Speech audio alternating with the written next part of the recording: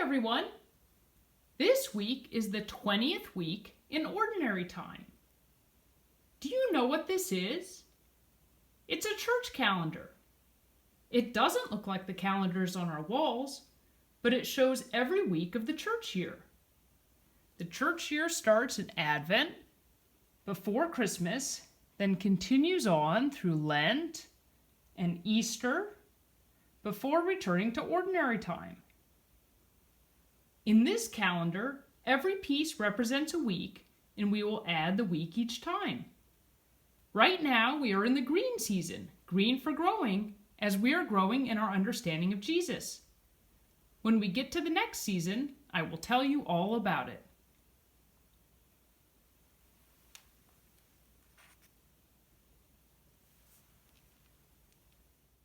This week's reading is from the Gospel according to Matthew.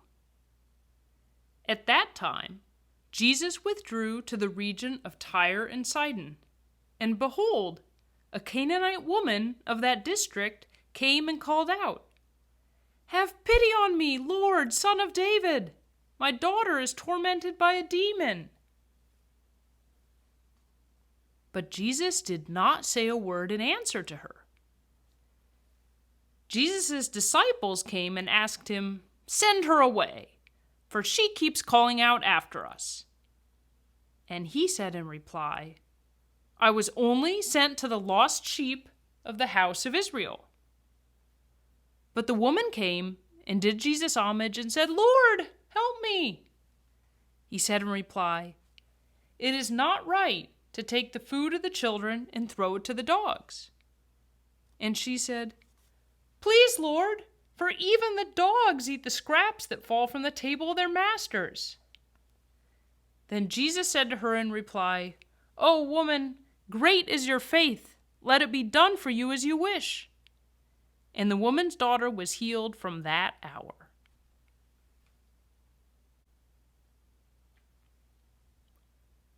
This week's gospel is puzzling. What are all those names of places and types of people?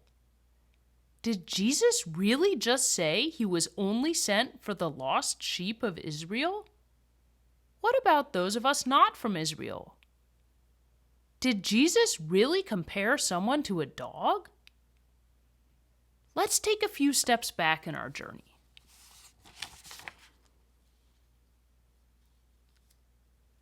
Two weeks ago, we heard the story of Jesus feeding over 5,000 people.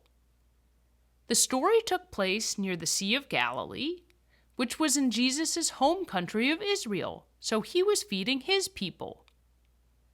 You may remember that before Jesus blessed the bread and gave it to the crowds, he asked the disciples to feed the crowd themselves because he hoped they could. But they weren't able to and needed Jesus to do so. Then last week, we heard about how he sent his disciples ahead in the boat to cross the sea, and they were afraid of the winds. Jesus came to them walking on the water and invited Peter to join him. Again, Jesus was hoping Peter could do it, but when Peter took his eyes off of Jesus, he fell. The next thing we read in the story is about how Jesus became frustrated about how the important people in his country didn't understand holiness. What is holiness? Holiness is allowing ourselves to be good in the way God is good, loving and generous and kind and patient. But unfortunately, the important people in Jesus' country at that time thought holiness was about things they did on the outside, like washing their hands. Jesus told them it was about their heart, but they didn't seem to understand. Once again, Jesus was hoping his people could do something, but was disappointed.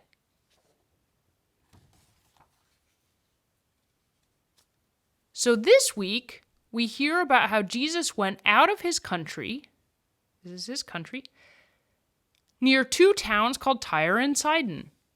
At that time, the people in his country didn't think much of the people in that country. Jesus' country was already split into Israel and Judah, and they liked to talk about themselves as lost sheep. Someday, they would all come back together again, like sheep who wander around and are lost, and eventually the shepherd brings them back together. But they talked about the people in the other country as dogs. So we come to our story. See, Jesus goes up here. Jesus is met by a woman who needs help with her daughter. But his disciples are too busy thinking of the people in that country as dogs to want to help her.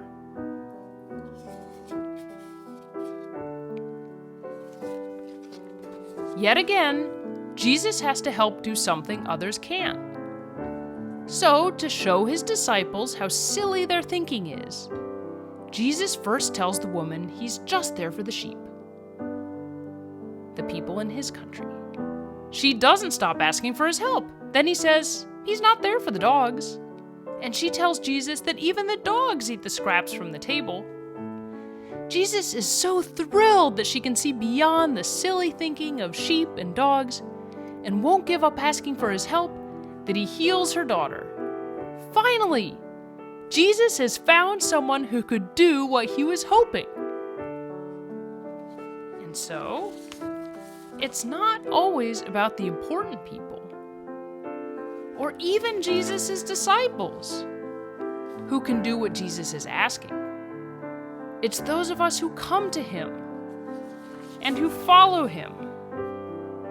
Like Peter, who could walk on the water as long as he focused on Jesus.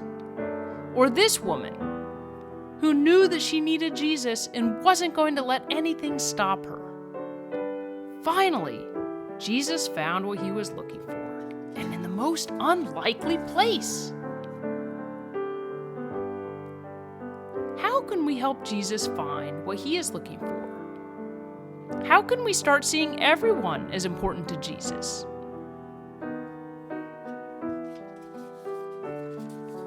Is there anyone we think of as dogs? How might they show us that they too can give Jesus what he's looking for? Maybe even when we ourselves, or people we think of as sheep, maybe cannot.